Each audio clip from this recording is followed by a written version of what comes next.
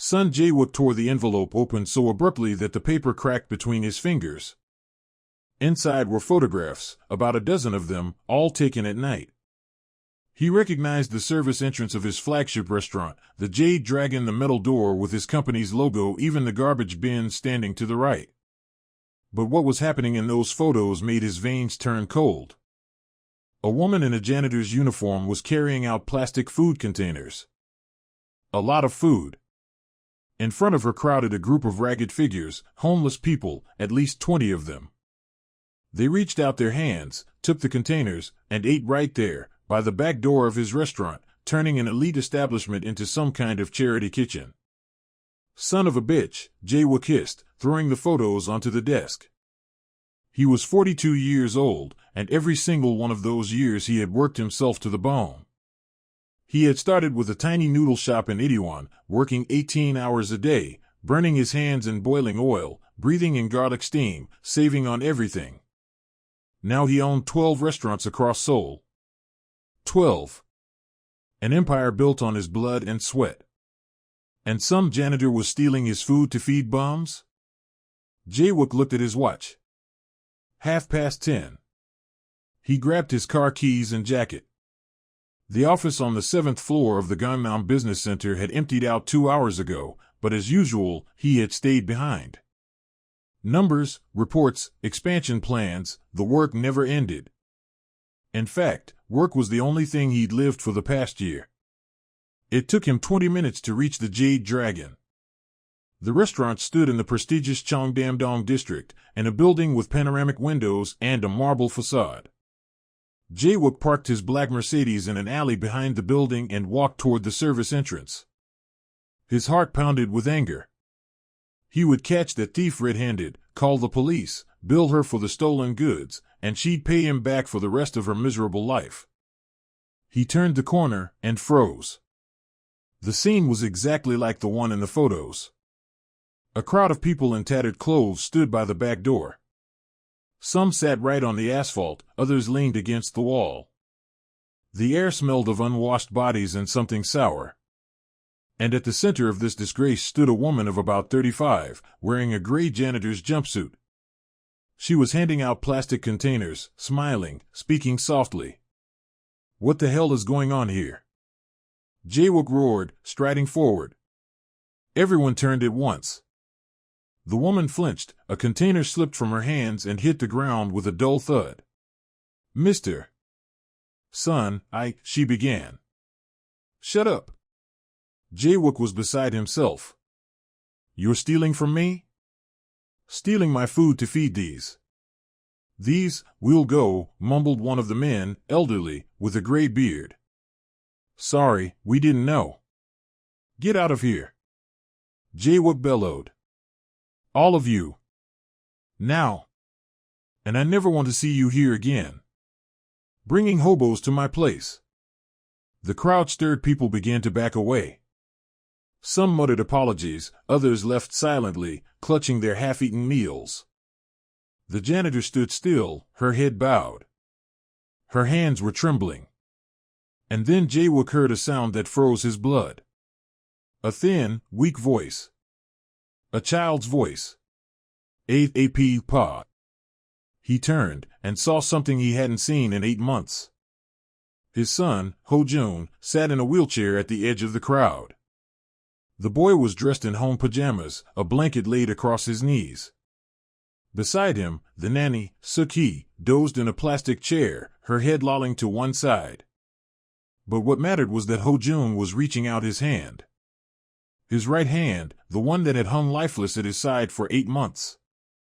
He was stretching it toward the janitor, his fingers trembling with effort, his face twisted in concentration. And he was smiling. For the first time in 8 months, his son was smiling.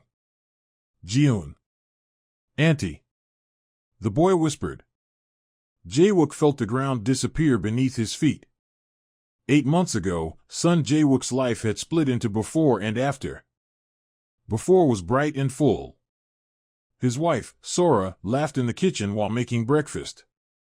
6-year-old Ho-jun ran around the apartment with a toy airplane, imitating engine sounds. Jae-wook complained that he was tired, that he needed to check supplier reports, that opening the fourth restaurant required all his attention. Sora would kiss him on the cheek and say, "You'll manage.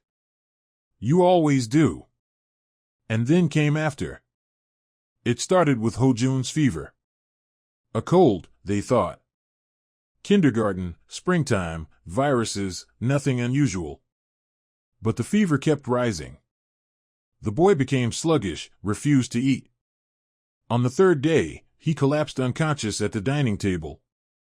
Meningitis. Inflammation of the membranes of the brain. ICU.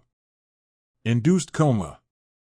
Jae-wook remembered every second of those 3 weeks in the hospital. He remembered Sora sobbing in the hallway, clutching his shirt. He remembered the doctors shaking their heads. He remembered the smell of antiseptic, the sound of ventilators. Ho-jun survived. But he paid the price. The right side of his body was paralyzed. The boy couldn't walk, barely moved his arm, his speech had become a garbled murmur. The doctors spoke of long rehabilitation, time, patience, therapy. Jae-wook hired the best specialists, bought all the necessary equipment, turned an entire room in their apartment into a rehab center. And then, 3 months ago, Sora died. A stroke. Sudden, like a lightning strike. She collapsed in the bathroom early one morning, getting ready to take Ho-jun to another therapy session. Jae-wook found her 10 minutes later. The ambulance arrived 15 minutes after that. It was too late. The doctors spoke of stress, of exhaustion, of how she'd neglected her own health while caring for their son. Jae-wook didn't listen. He just stood over her coffin and felt nothing. Emptiness. Vast, all-consuming emptiness. After the funeral, he hired Suk-hee, an experienced 50-year-old nanny, and threw himself into work. Completely. Unconditionally. He woke at 6, checked nightly reports, drove to the office, led meetings, supervised deliveries, developed new menus, met with investors. Came home past midnight, when Ho-jun was already asleep. He saw his son only in glimpses, sleeping in bed, sitting in a chair before the TV, indifferent to everything. Suk-hee handled the rehabilitation. She took the boy to doctors, to therapy sessions, gave massages. Jae-wook paid her generously and didn't ask for details. He couldn't. Every time he looked at his son, he saw Sora, fixing Ho-jun's bangs, smiling at him, humming a lullaby. It was unbearable. Work was his salvation. Numbers didn't demand emotion. Contracts didn't remind him of loss. Success could be measured in profit, not pain. Sometimes Suk-hee complained that Ho-jun was regressing. That he'd stopped trying to speak, refused to eat on his own even though his left hand worked fine. That he seemed to be retreating into himself. Jae-wook would nod, promised to talk to the doctors, but never did. He just raised her salary and kept working. And now he stood in a dirty alley behind his restaurant, watching his son reach out to a stranger and smile. To a woman who had been stealing his food. Suk-hee. Jae-wook snapped sharply. The nanny jerked awake, nearly falling off her chair. "Mr. Son." She jumped up, looking around in confusion. We. I just dozed off for a minute. What are you doing here?" Jae-wook's voice was ice cold. "Why is my son outside at 11 at night?" Suk-hee faltered, glancing nervously at the janitor. "We came for his session. I always bring Ho-jun here in the evenings, for 3 months now. You yourself gave me permission to use the VIP room I gave you permission to use the room for speech therapy sessions." Jae-wook cut her off. "What does that have to do with the back alley and this woman?" He pointed at the janitor, who still stood motionless, her head bowed. Ho-jun made a quiet sound, something between a sob and a moan. His hand was still reaching toward Ji-eun. "Mr. Son," the janitor finally spoke. Her voice was quiet but firm. "I can explain everything. Just please, don't yell. Ho-jun is frightened by loud noises. Don't you dare tell me how to talk to my son. Jae-wook took a step forward, but then something strange happened. Ho-jun began to cry. Softly, pitifully. But not from fear. From despair. He kept reaching toward the woman, struggling to stretch his hand further, tears streaming down his pale cheeks. Ji-eun. Auntie. The boy whispered. Don't go. The janitor looked at Jae-wook. Her gray eyes were calm and unbearably sad. May I go to him? She asked. Just for a minute. Then I'll leave, and you'll never see me again, if that's what you want. But he's upset. Jae-wook wanted to refuse. He wanted to grab his son's wheelchair and take him away from this nightmare. But something in Ho-jun's voice, that raw, aching plea, stopped him. 1 minute, he muttered through clenched teeth. Ji-eun walked up to the wheelchair and knelt in front of the boy. She took his outstretched hand in both of hers, gently, as though holding something fragile and precious. Hey, little hero, she whispered. Look at you. You did it. You reached out all by yourself. Remember how we practiced? You said it was too hard, and I told you that hard doesn't mean impossible.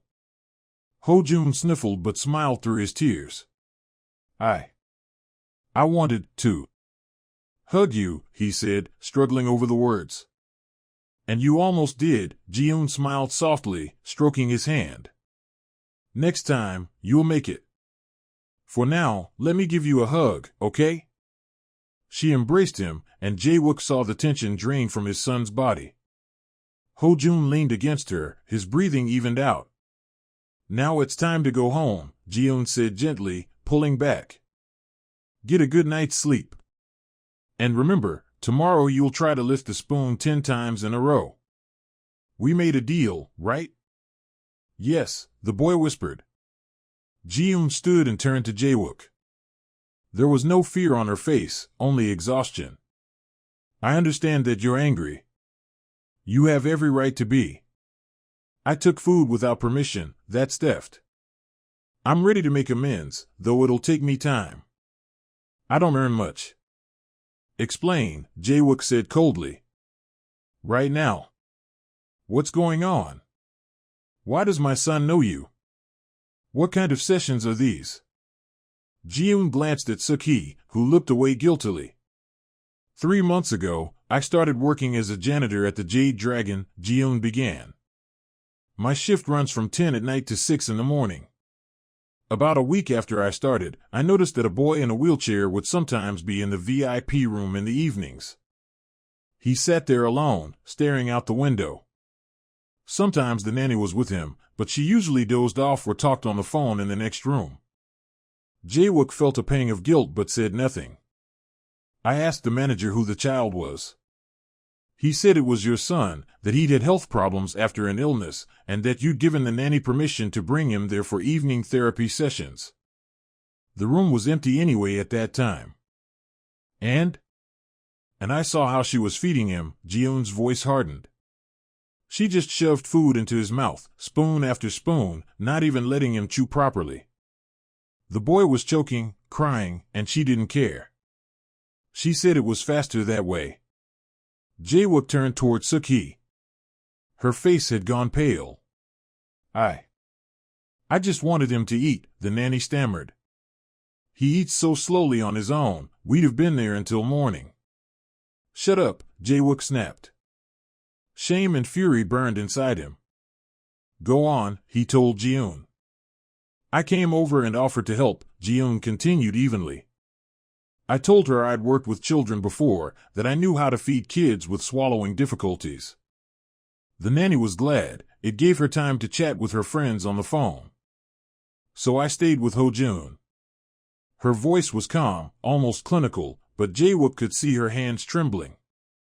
That first evening, I only fed him, slowly, giving him time to chew, talking to him.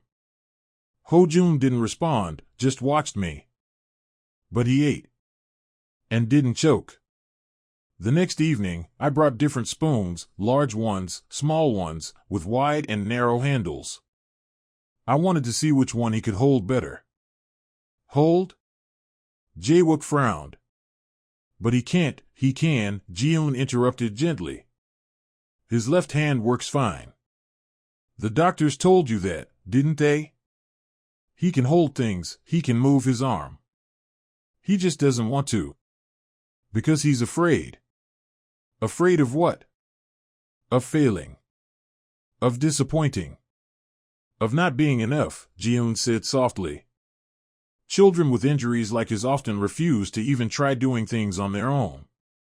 They believe they're broken, that they're a burden. And adults reinforce that by doing everything for them. Jae-wook was silent. Her words cut like blades. I started teaching Ho-jun to eat by himself, she went on. At first, just to hold the spoon. We practiced for an hour each evening. He dropped it, cried, said he couldn't do it. I picked it up and gave it back to him. We began with an empty spoon, just bringing it to his mouth. Then with rice. Then with soup. 2 months ago, for the first time, he managed to bring a full spoon of soup to his mouth without spilling a drop. He laughed so loudly the nanny woke up and came running to see what had happened. Jae-wook looked at his son. Ho-jun sat in his chair with his head bowed, but a faint smile played on his lips. Why didn't you tell me? Jae-wook demanded, turning to the nanny. Suki shrank back. I wanted to, but... She stammered. You were always so busy. You said not to bother you with little things. And I thought you'd be angry with me for letting the janitor work with him. She's not a certified specialist. I was certified, Ji-eun said quietly. I used to work as a speech and rehabilitation therapist at the New Hope Clinic for 5 years. I specialized in children recovering from strokes and brain injuries. Used to? Jae-wook asked. Why not anymore? Ji-eun turned away. The moonlight caught her face, and Jae-wook saw an old scar along her temple, thin but visible. A year and a half ago, there was an incident at the clinic, she said slowly. One of my patients, a 7-year-old boy, recovering from a car accident. I worked with him for 4 months. He was improving. But his mother wasn't satisfied.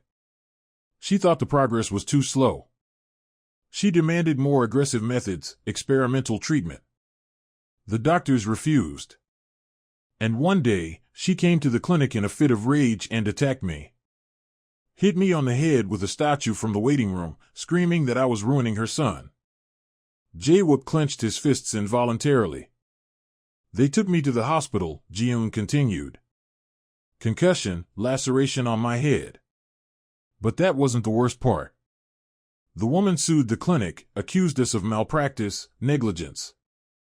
And the clinic didn't defend me. They fired me to minimize the damage. Said I had violated protocols, worked unsupervised. It was a lie, but they had good lawyers. My license was revoked. I lost the case. My husband was ashamed of having a scandalous wife who was all over the news. He filed for divorce. 6 months ago, it became official. The alley was silent. Even the noise of cars from the avenue sounded distant and unreal. I needed a job, Ji-eun finished. Any job. No one asks for recommendations or checks your past when you clean floors. I mop, scrub toilets, take out the trash. And that's enough to pay for a tiny room and food. And steal food to feed the homeless? Jae-wook asked harshly. Ji-eun looked at him calmly. Yes. Every night, the restaurant throws away a huge amount of perfectly good food. Expensive food. Steaks that are slightly overdone. Soup that's been sitting out too long. Salads left untouched by guests. All of it goes in the trash. But 2 blocks from here, there's a small park where 20 or 30 people sleep every night, the homeless, undocumented migrants, elderly people without pensions. I saw them digging through garbage bins. And I thought, why not give them the food before it ends up in the trash? Because it's not your food, Jae-wook cut her off. It's my food. My restaurant. My supplies. You're stealing. Yes, Ji-yoon agreed quietly. I'm stealing. And I understand the consequences. Call the police if you want. I won't resist. She stood tall, meeting his eyes. No fear. No excuses. And that infuriated him more than anything. Appa. Ho-jun's small voice broke the silence. Don't. Auntie Ji-yoon, good. Jae-wook turned to his son. The boy was looking at him pleadingly, tears glimmering in his eyes. She taught me. Ho-jun spoke slowly, forcing out the words. How to hold a spoon. Said. I can do it. Said. I'm not broken. Something tightened in Jae-wook's throat. He couldn't breathe. Mom said. The same thing, Ho-jun whispered, tears running down his cheeks. Mom said. I'm strong. And then Mom died. And I thought it was because of me. No, Jae-wook breathed, stepping toward the wheelchair. No, son, it's not, but Auntie Ji-yoon. She said. The boy continued through his tears, that Mom is in heaven. And she wants me to be happy, to eat by myself, to walk by myself, to laugh. Jae-wook dropped to his knees in front of the wheelchair. His hands were shaking. Ho-jun. He couldn't find the words. I didn't know. I thought. You thought. I didn't notice, the boy said softly. That you didn't want to see me. Because I remind you of Mom. The word struck like a hammer. Jae-wook covered his face with his hands. God, what had he done? He sat on the cold asphalt of the alley and wept. Wept harder than he had even at Sora's funeral. Everything he had been locking inside for the past 3 months, everything he had buried under work, came pouring out. Ho-jun watched him silently. Suki stood aside, unsure what to do. Ji-yoon didn't move either. I'm sorry, Jae-wook finally choked out through his tears. I'm sorry, son. I'm so sorry. He didn't know how long he stayed like that. A minute? 10? When he finally lifted his head, his face was wet with tears, but something inside had changed. As if a massive dam had burst, and all the pain he'd been hiding had flowed out, leaving room for something new. Show me, he said hoarsely, looking at his son. Show me how you hold the spoon. Ho-jun blinked, wiping his tears. Now? Ji-yoon stepped forward. I have a thermos with soup, she said quietly. I always bring some for Ho-jun. He likes pumpkin soup with ginger. She pulled a small thermos and a plastic spoon from her bag. She unscrewed the lid, poured the soup into it, the lid served as a bowl, and handed the spoon to the boy. Jae-wook watched, barely breathing. Ho-jun took the spoon in his left hand. His fingers trembled. He dipped it into the soup, scooped a little. Lifted it. The spoon shook so much that half the soup spilled back into the bowl. But the boy didn't give up. Slowly, carefully, he brought the spoon toward his mouth, inch by inch. His tongue poked out in concentration. Sweat beaded on his forehead. Then the spoon touched his lips. Ho-jun sipped, swallowed. Lowered the spoon again. Again, Ji-yoon whispered. You can do it. The boy repeated the motion. And again. And again. 5 times. 6. Each time steadier. By the 7th try, he wasn't spilling anymore. Jae-wook watched that simple act, his son eating soup, and couldn't stop crying. When was the last time he'd seen Ho-jun eat? The last time he'd sat beside him during a meal? He couldn't remember. "Good job," he said when the boy lowered the empty spoon. You did so well, son." Ho-jun smiled. Wide, bright, joyful. And in that smile, Jae-wook saw Sora. Saw her, and didn't look away. Didn't run. Just looked back and smiled. "Mr. Son," Ji-yoon said quietly. "I should go. My shift starts at 10, I'm already late. I'm sorry for everything. I understand you'll want to fire me. I'll sign any papers, repay any damages." "Wait," Jae-wook rose to his feet. How long have you been spending time with Ho-jun every evening?" "An hour. Sometimes an hour and a half, if the nanny fell deeply asleep." "And you've done this for 3 months straight?" "Yes." "For free?" Ji-yoon shrugged.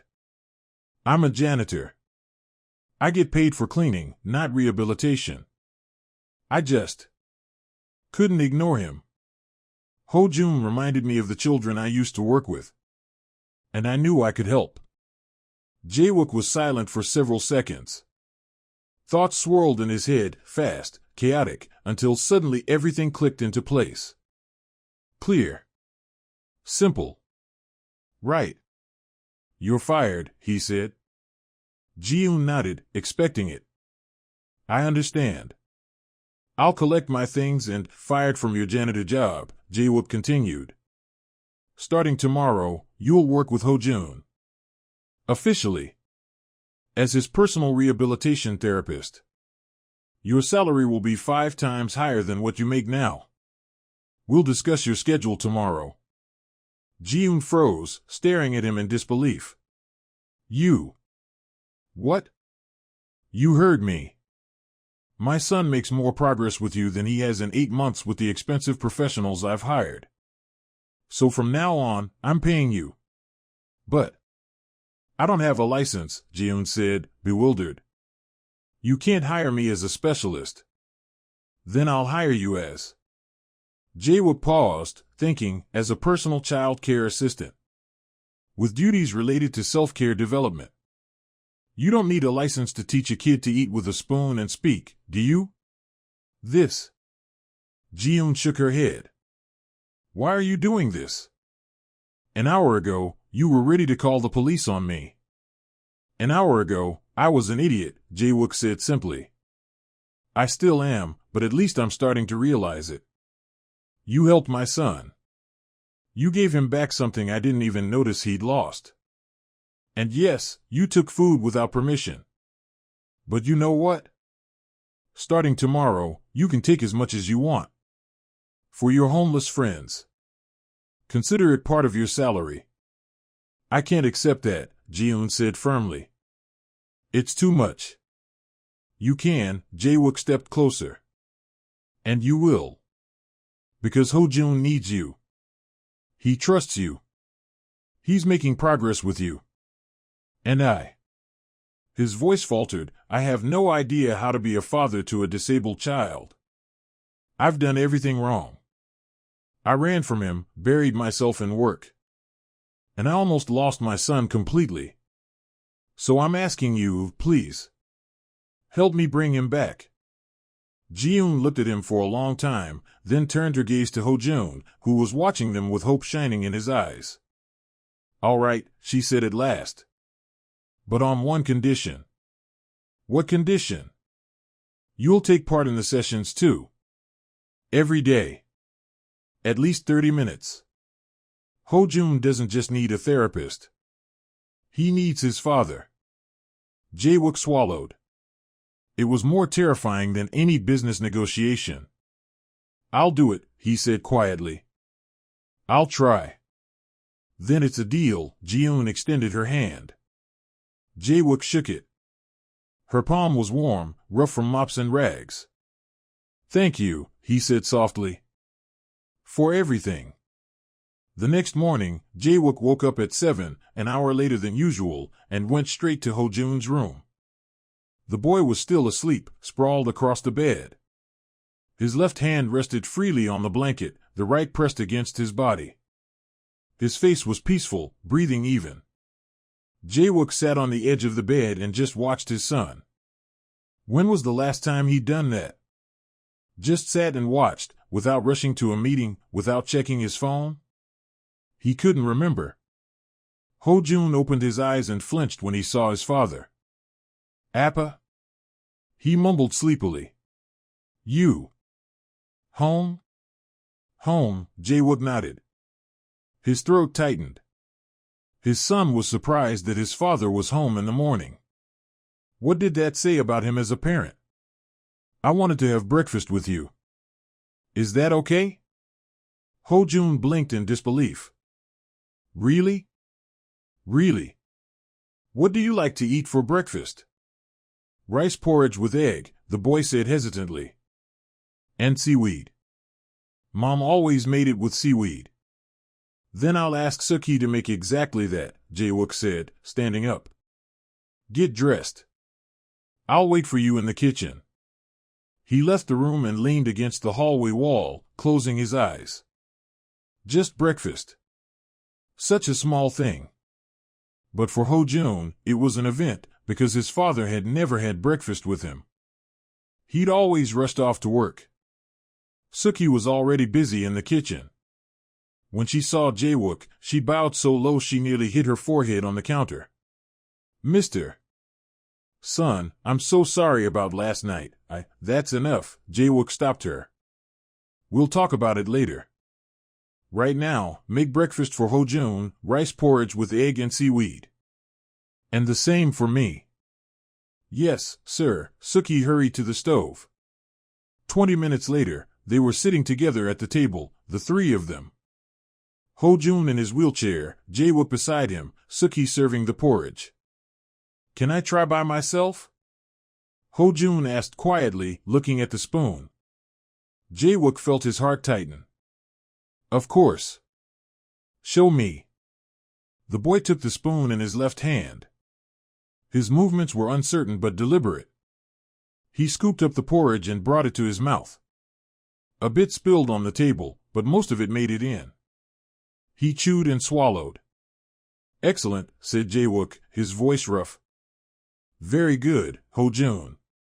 They ate in silence.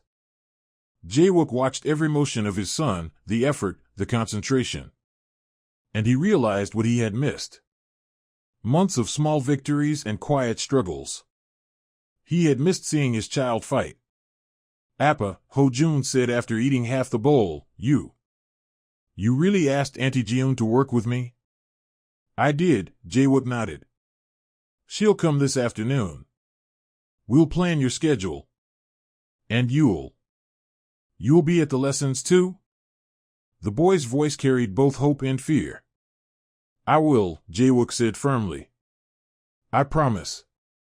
Ho-jun smiled so brightly that it brought tears to Jae-wook's eyes. After breakfast, he called the office and said he'd be working from home that day. His secretary, Miss Lee, was so shocked she asked twice to make sure she'd heard correctly. Jae-wook never worked from home. Not even when sick. "Reschedule all meetings for tomorrow," he said. "Handle urgent matters yourself or forward them to the restaurant directors. I'm unavailable today." "But, Mr. Son, you have a meeting with investors about the expansion project. Reschedule," he repeated and hung up. Jiun arrived precisely at 2 o'clock. She had changed. Instead of her work uniform, she wore simple jeans and a white shirt. Her hair was tied back in a ponytail. She looked completely different, younger, more confident. "Hello," she greeted, stepping into the apartment. "I brought some materials for our work." She showed a large bag filled with various items. "What's all that?" Jae-wook asked. "Tools," Jiun explained. Different spoons and forks, bowls of varying depth, toys for motor skills, picture books for speech exercises. I collected them over a year and a half back when I worked at the clinic. When they fired me, it was the only thing I took with me. Ho-jun wheeled out of his room. When he saw Ji-eun, his face lit up. "Auntie!" he cried. "You came." "Of course I came," Ji-eun smiled. "We had a deal, didn't we? Ready to start?" "Yes." They set up in the living room. Ji-eun spread out her materials on the table and explained the plan to Jae-wook.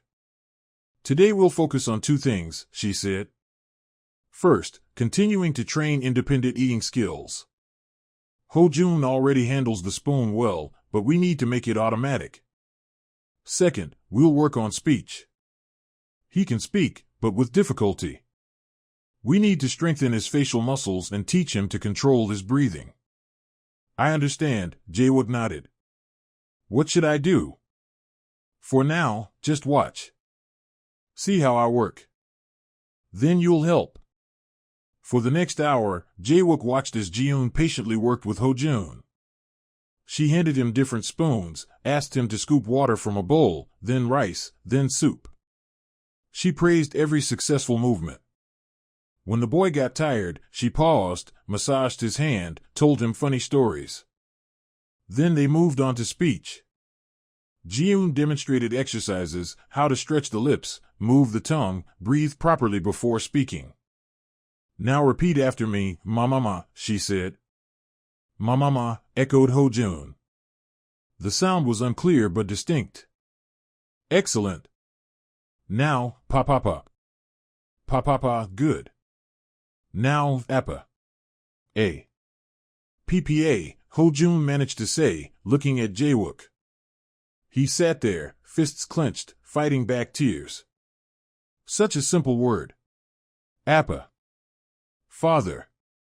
He had heard it 1,000 times before, but now it sounded like a miracle. "Your turn," said Ji-eun gently, turning to Jae-wook. "Take my place. Repeat the exercise with him." I don't know how. Just do what I did.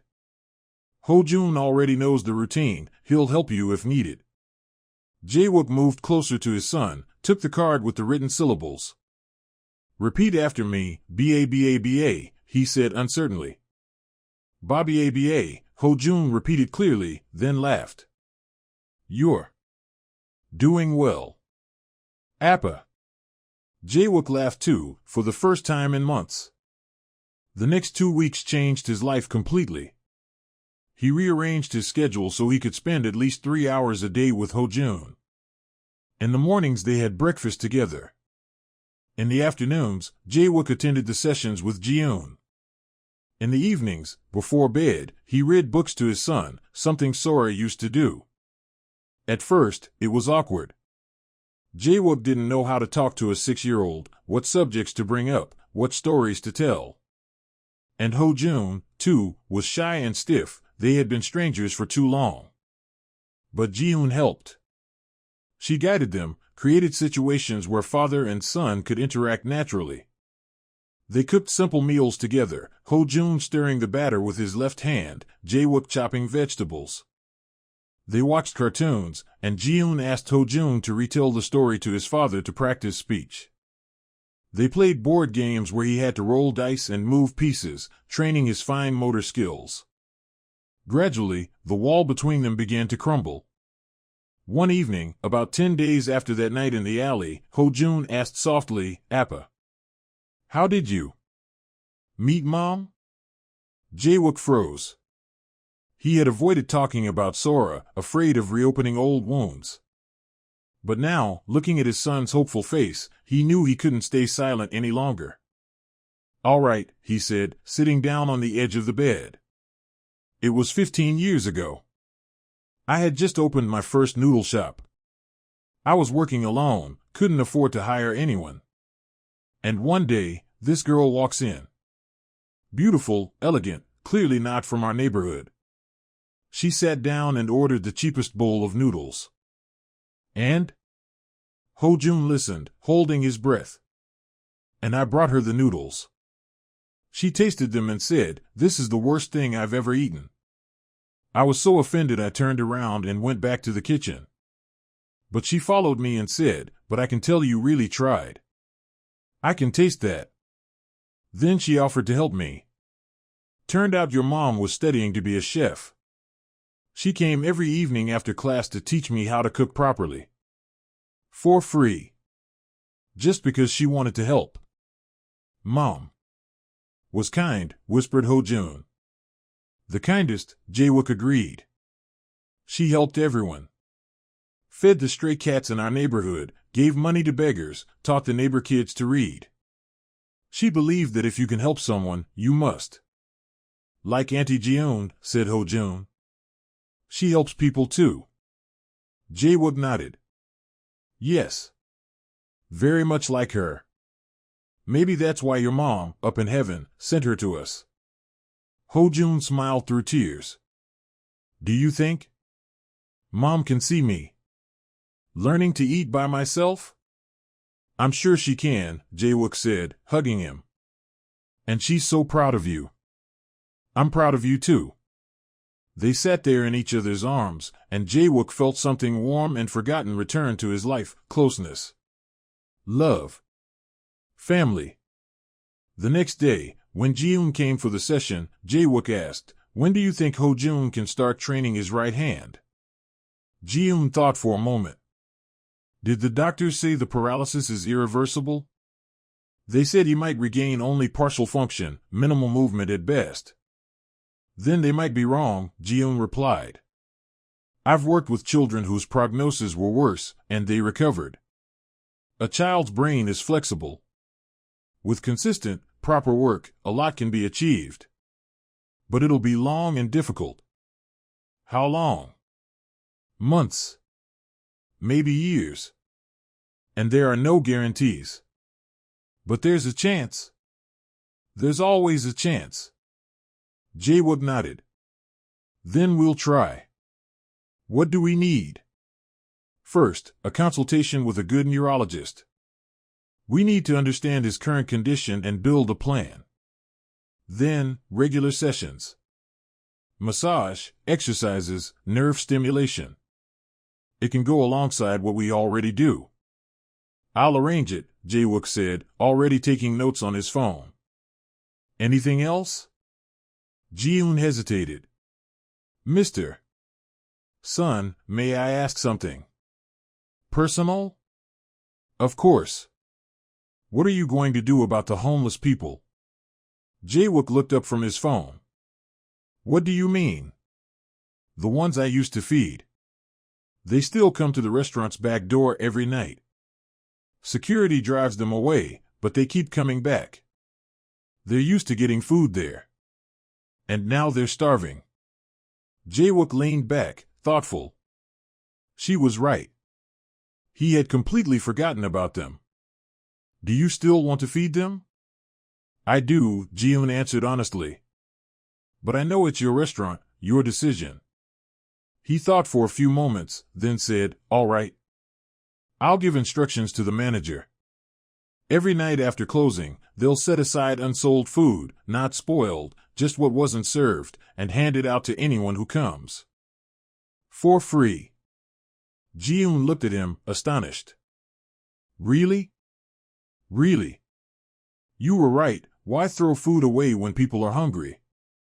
Sora would have done the same. Thank you, Ji-eun said quietly. This means a lot. It's the least I can do, Jae-wook replied, standing up. You gave me back my son. That's priceless. A month passed. Ho-jun made remarkable progress. He could now eat almost any food on his own, rice, soup, even noodles with chopsticks, though that was still difficult. His speech became clearer, he could form full sentences, though he still spoke slowly, pausing between words. But most importantly, he smiled again. Laughed. Found joy in small things. Jae-wook had changed too. He still ran his restaurant chain, but he worked less. He delegated more to his directors, cut down on meetings, stopped staying at the office until midnight. Because his son was waiting for him at home, and that mattered more than any contract. One morning over breakfast, Ho-jun asked, "Appa, when will I be able to walk again?" Jae-wook answered carefully, "The doctors say it's very difficult. Your right leg still doesn't move." But Auntie Jiun said, "We can try," the boy insisted. She said, "Nothing is impossible if you try hard enough." Jae-wook looked at Jiun, who had come early to have breakfast with them. It had become a habit. She arrived at 8 in the morning and left after the evening sessions, around 8 in the evening. She had practically become part of their family. "Did you tell him about it?" he asked. "I did," Jiun nodded. "Because it's true. I consulted several specialists and studied the research. Children with injuries like his can regain the ability to walk with the right rehabilitation. It'll take time, a year, maybe 2. But it's possible. What do we need? Special equipment. Parallel bars for training, orthopedic shoes, machines for muscle development. And a lot of hard work. Every day, for several hours. It will hurt, and it will be difficult. Ho-jun will fall, cry, and want to give up. But if he's ready..." "I'm ready," Ho-jun exclaimed. "I want to walk. I want to run again. I want to play soccer with my friends." Jae-wook swallowed the lump in his throat. "Then we'll do everything we can," he said firmly. "Jiun, make a list of the equipment we need. I'll order everything today. And I'll hire more specialists if necessary." "No need," Jiun shook her head. "I can handle it. Just be there. Support him. Ho-jun doesn't need an army of doctors. He needs a father who believes in him." "I believe," Jae-wook said, looking at his son. "I believe in you, Ho-jun. And we'll make it. Together." The boy's face lit up with joy. 3 days later, the rehabilitation equipment was installed in the apartment. The room that had belonged to Sora, empty for the past few months, was transformed into a training hall, parallel bars, mats on the floor, mirrors on the walls so Ho-jun could see his movements. Jiun spent 3 hours a day there with him. Jae-wook tried to attend every session. He watched his son struggle to stand, gripping the bars, his arms trembling with effort. He saw how the boy's right leg dragged lifelessly behind, how he fell again and again, tears welling up each time, and yet he always stood back up and tried once more. "You're doing great," Jae-wook told him every time, helping him to his feet. "You're so strong. I'm proud of you."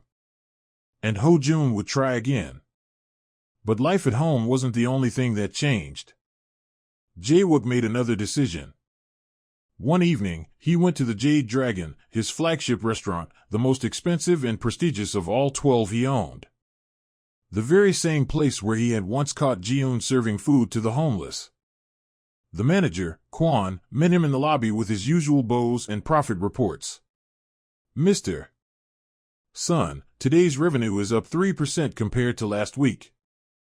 The new seasonal menu is a success. Reservations for the weekend." Kwon, Jae-wook interrupted him. "We're closing the restaurant for renovations." The manager froze, his mouth open. "What? I'm sorry, I must have misheard. We're closing the Jade Dragon for 2 months. Starting Monday. Full reconstruction." But, Mr. Son." Kwon went pale. "This is our most profitable restaurant. We'll lose millions. What about our regular clients, our reputation?" "I know," Jae-wook said calmly. "And I've thought it through. Announce to the customers that we're closing for reconstruction to launch a new project. A social project." "What kind of project?" Jae-wook walked into the main hall, a vast space with panoramic windows overlooking the Han River, crystal chandeliers, marble tables. Celebrities, politicians, and businessmen dined here. The average bill, 300,000 won per person. The most luxurious establishment in Seoul. We're going to turn this place into a daytime center for children with developmental challenges, Jae-wook said. There will be rehabilitation activities and training in self-care through cooking. The children will learn to prepare simple dishes, eat on their own, and communicate. All free of charge. Kwon stared at him, speechless. You're joking? No. I'm completely serious.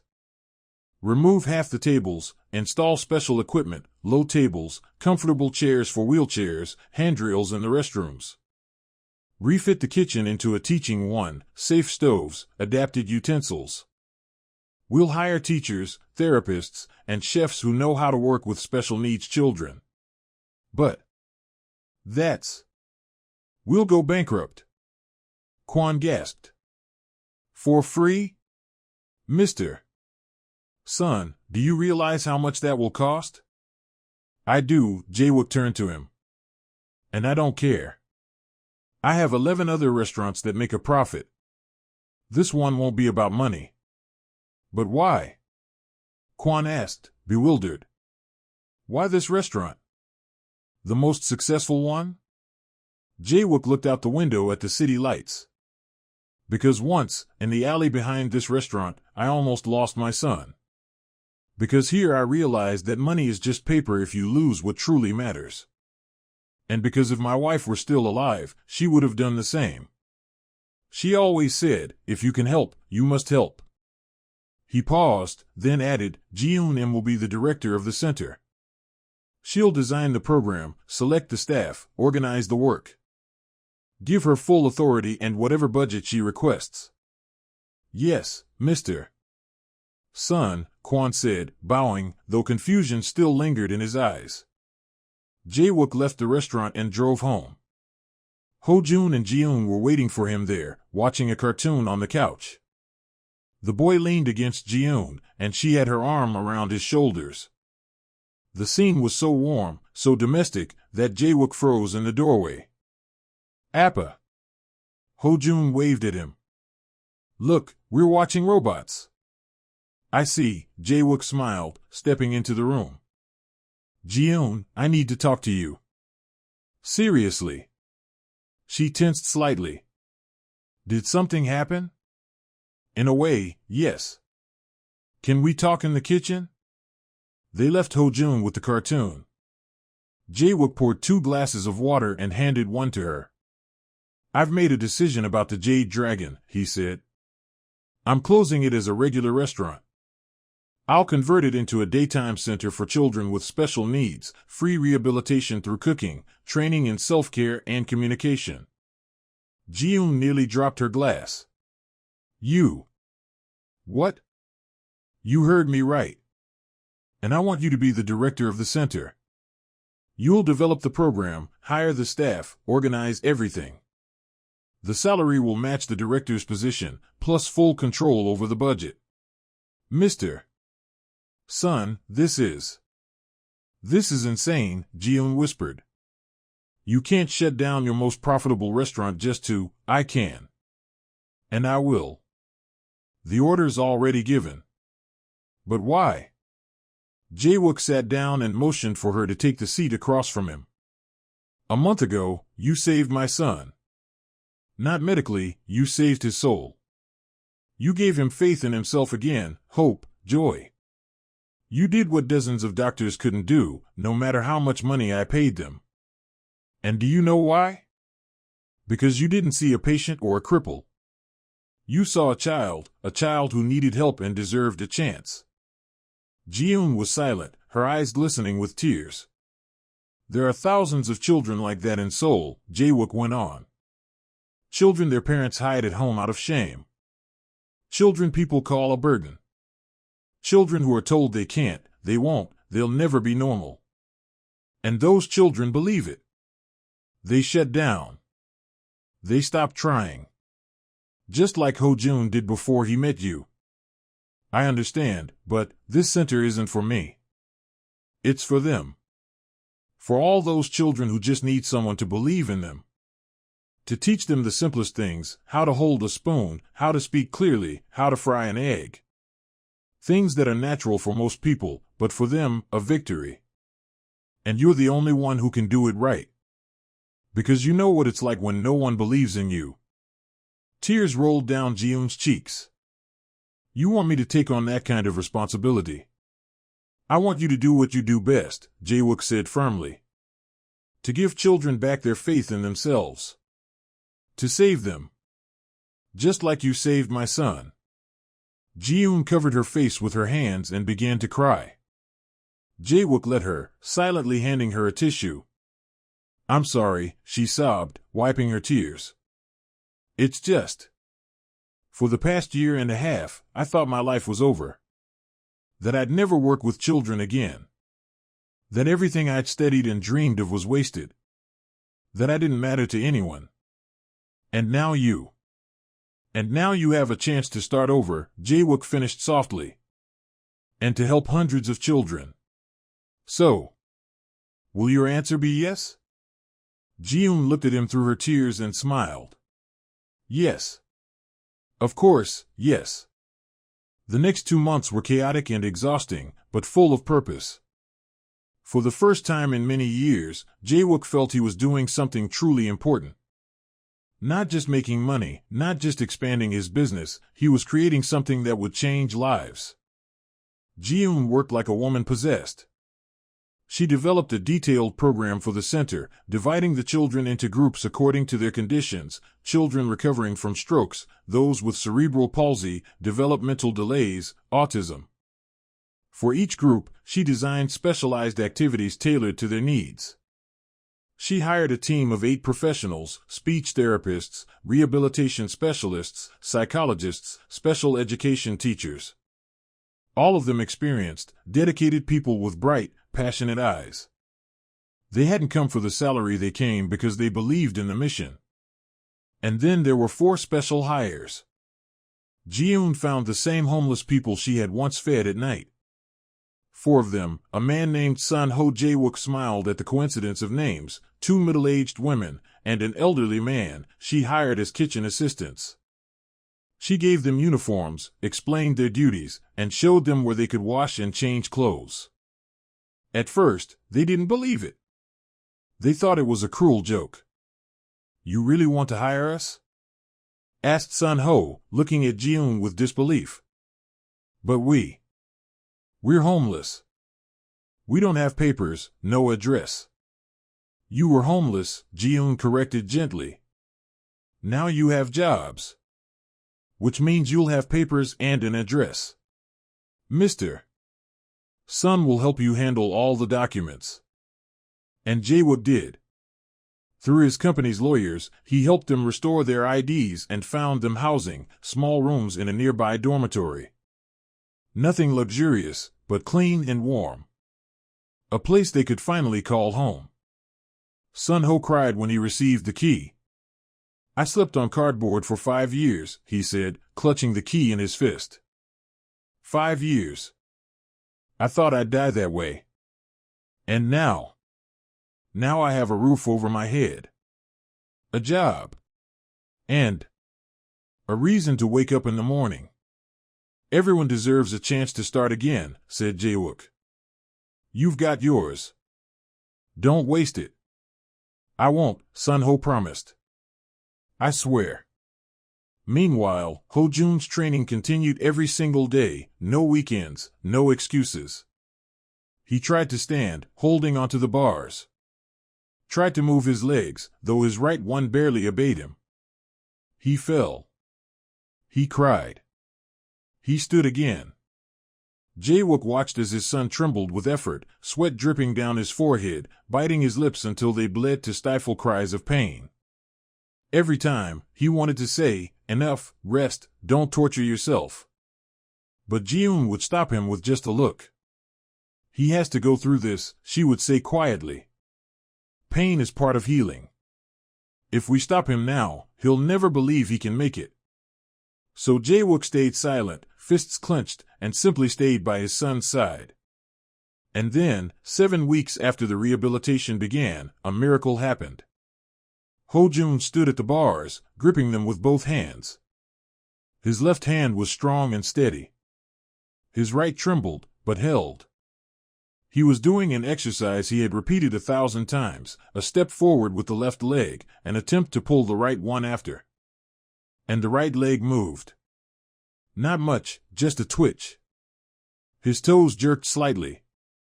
His foot lifted a fraction off the ground. But it moved. Ho-jun froze, staring down. I moved it, he whispered. Auntie Ji-eun, Appa, did you see? I moved my leg. Ji-eun ran to him, dropped to her knees, and gently took the boy's foot in her hands.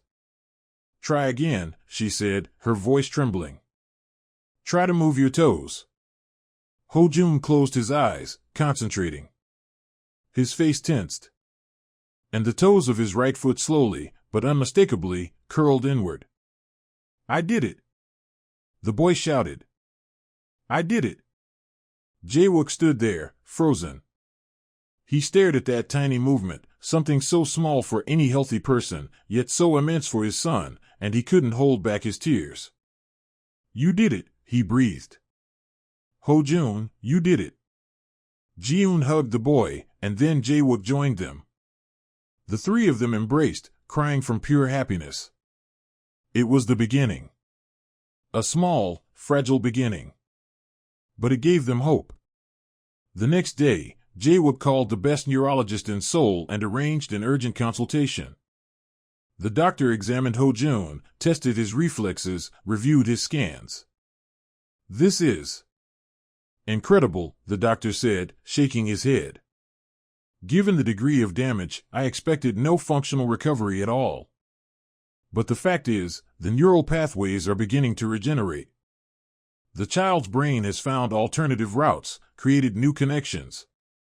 If rehabilitation continues at this pace, there's a real chance of significant improvement. Will he be able to walk? Jae-wook asked. The doctor hesitated. I don't want to give false hope. But with enough persistence. Yes, it's possible. Not right away. Maybe in a year, maybe 2. But possible. That was enough. The center opened on June 1st, on a warm, sunny morning. Jae-wook stood in front of what had once been the Jade Dragon and could hardly recognize it. In place of crystal chandeliers, simple, bright lights. In place of marble tables, low wooden ones where children in wheelchairs could sit comfortably. In place of ornate decor, cheerful drawings on the walls, made by the children themselves during the preparations. And instead of stiff waiters in tuxedos, Sun Ho and his teammates, neatly dressed, smiling. 30 families came to the opening. 30 children with special needs and their parents.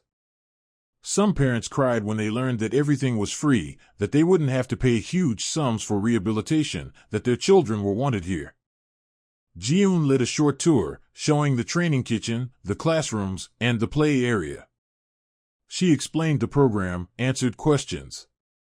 And then, the classes began. Jae-wook watched as the children learned to cut vegetables with special safe knives. As they mixed cookie dough, laughing and dusted with flour. As they helped each other, encouraged one another. Their faces glowed with the joy of something simple. I did it myself. I managed. Ho-jun was among them. He sat in his wheelchair at a table with 2 other children, teaching them how to hold a spoon properly, sharing his own experience. See, Min-soo, you hold it like this, Ho-jun explained to another boy who also struggled with hand movement. And don't be afraid if you drop it. Auntie Ji-eun says falling is okay. What matters is picking it up again. Min-soo nodded eagerly and tried to imitate him. Jae-wook felt something burst in his chest, pride. His son, who 3 months ago could barely speak coherently and refused to eat by himself, was now teaching other children. Inspiring them. Giving them hope. Beautiful, isn't it? Came Ji-eun's voice beside him. Jae-wook turned.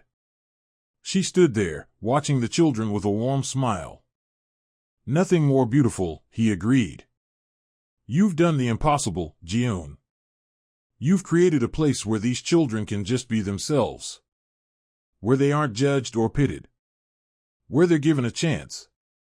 We created it, she corrected softly. It was your idea. No. It was my wife's idea, Jae-wook said quietly. Sora always said helping others isn't charity, it's a duty of those who can. And she was right. I had to lose her to understand that.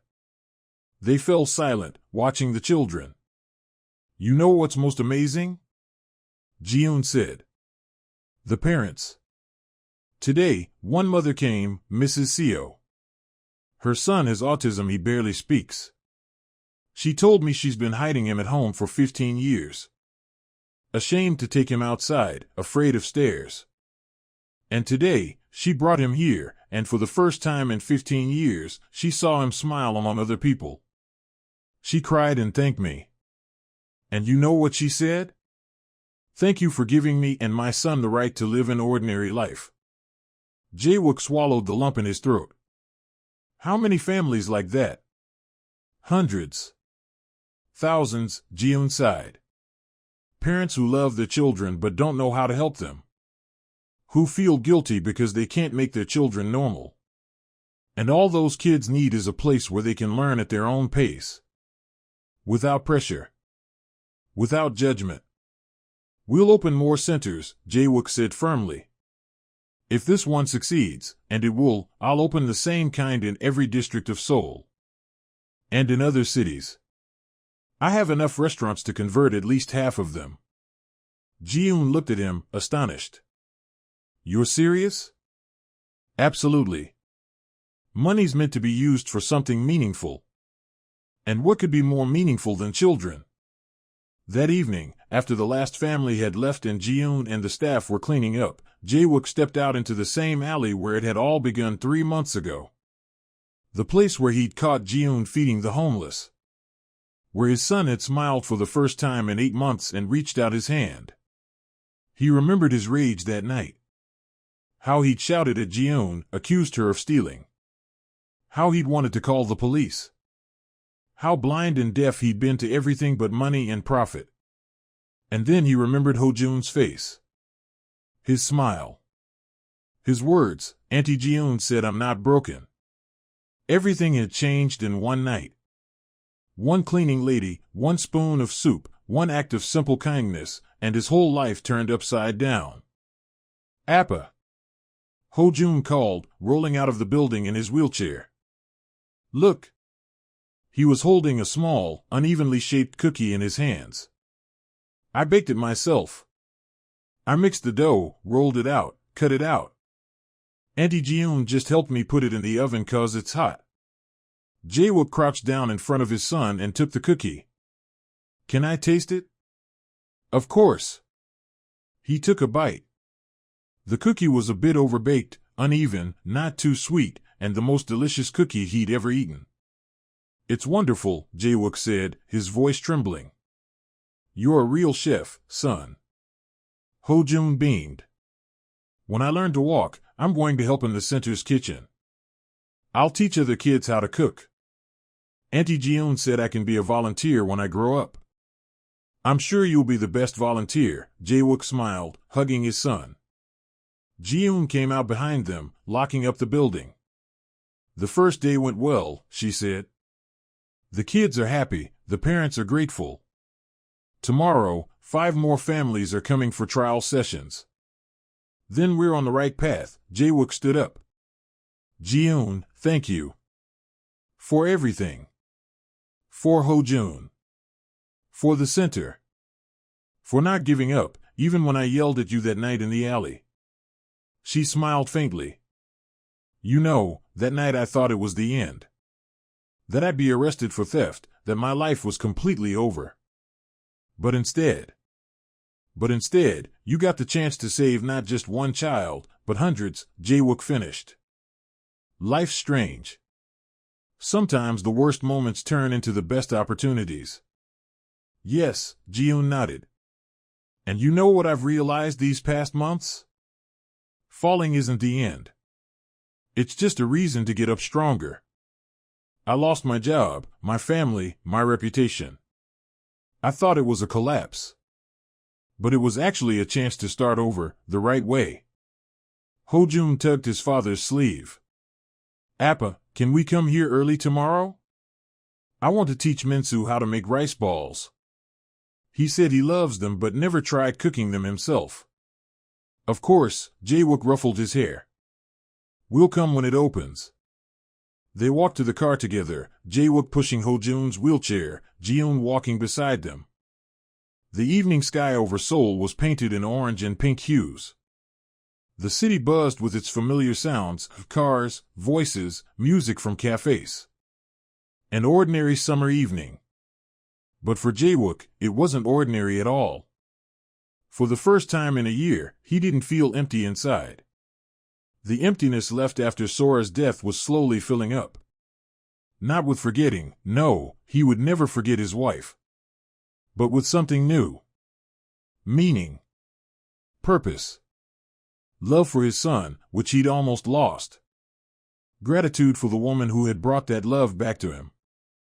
Ji-eun, he said, stopping by the car. I have a proposal. What kind? She looked at him curiously. Move in with us. To the apartment. There's a spare room, the one that used to be Sora's. I converted it into a rehab room, but we can move the equipment elsewhere. You can live with us. It'll make working with Ho-jun easier, no more daily commuting.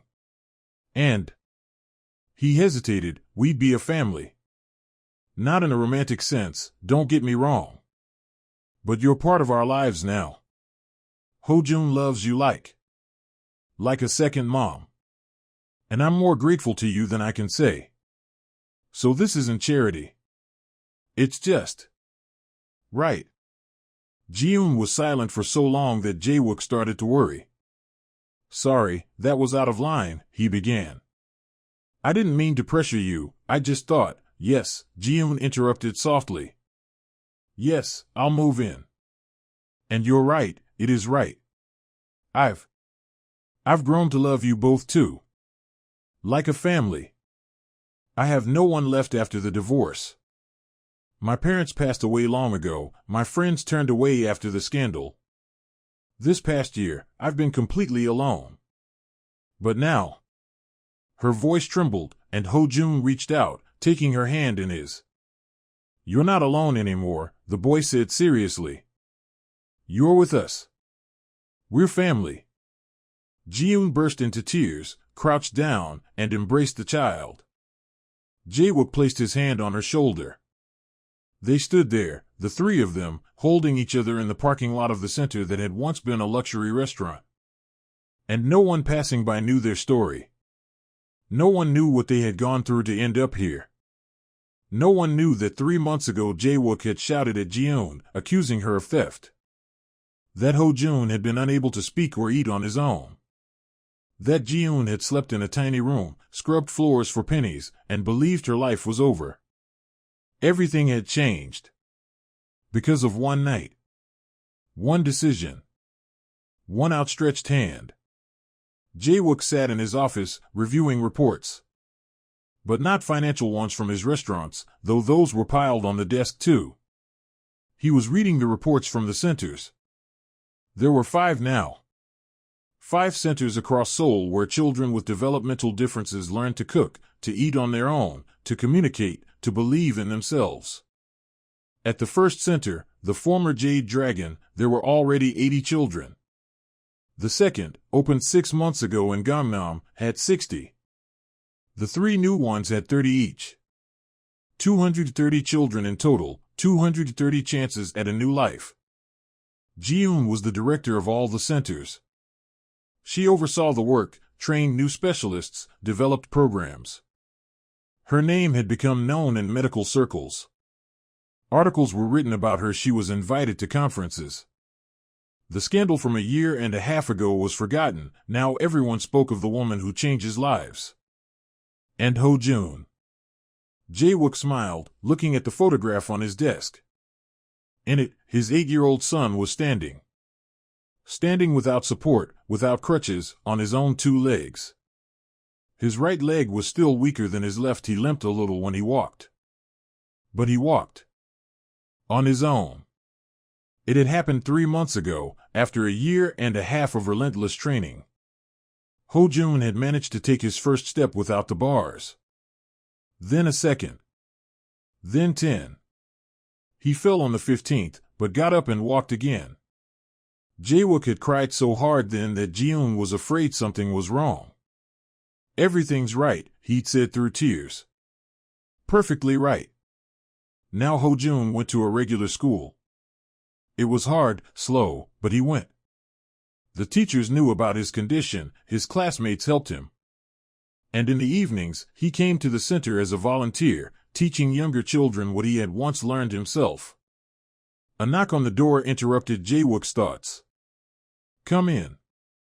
The door opened, and Ji-eun walked in with a folder of documents. Mr. Song, I have news, she said. After a year and a half, she still couldn't get used to calling him by his first name at work, though at home they had long been on familiar terms. What kind of news? The city hall approved our project, she said, placing the folder on his desk.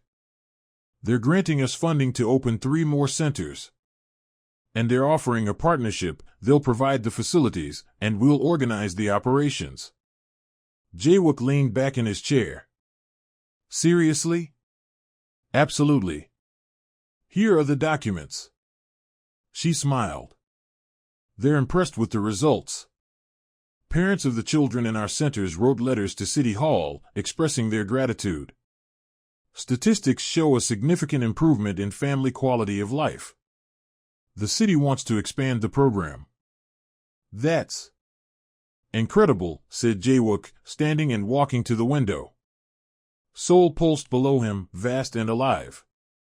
3 months ago, I just wanted to feed the homeless with leftovers from the restaurant. And now you're changing the city's entire system of support for special needs children, Ji-eun finished for him. Sora would be proud of you. Jae-wook turned to her. Sora would be proud of us. All of us. You, Ho-jun, even Sun Ho, who went from being homeless to becoming the best assistant cook at the first center. Yes, he's doing great, Ji-eun smiled. By the way, he asked if he could bring an old friend to work. Another homeless man, but he wants to change. I'm thinking of giving him a chance. Do it. Everyone deserves a chance. They stood quietly for a while, looking out the window. You know, Ji-eun, Jae-wook said thoughtfully, sometimes I wonder, what if I hadn't received that anonymous letter that night? If I hadn't gone to the restaurant? If I hadn't seen you with the homeless? You would have kept working 20 hours a day, she said. Ho-jun would have kept closing himself off. And I would have kept mopping floors, thinking my life was over. Scary, Jae-wook admitted. One night. One choice. I could have chosen differently. Called the police, fired you, forgotten the whole thing. And then. But you didn't, Ji-eun said firmly. You saw what I did for Ho-jun, and you gave me a chance. That was your choice. The right one. Jae-wook nodded. Let's go home, he said. Ho-jun promised to cook dinner. He wants to surprise us with a new recipe he learned at the center. With pleasure. They left the office together. On the way home, Jae-wook thought about how much his life had changed. Once, success was measured in profits. Now, in the smiles of children who had learned to hold a spoon. In the number of families who no longer hid their special children but began to believe in them. At home, they were greeted by the smell of stir-fried vegetables and laughter. Ho-jun stood by the stove, stirring something in a pan. Beside him bustled Suk-hee, who still worked for them, though now as a regular housekeeper rather than a nanny. Ho-jun no longer needed constant care. Appa! Ji-eun!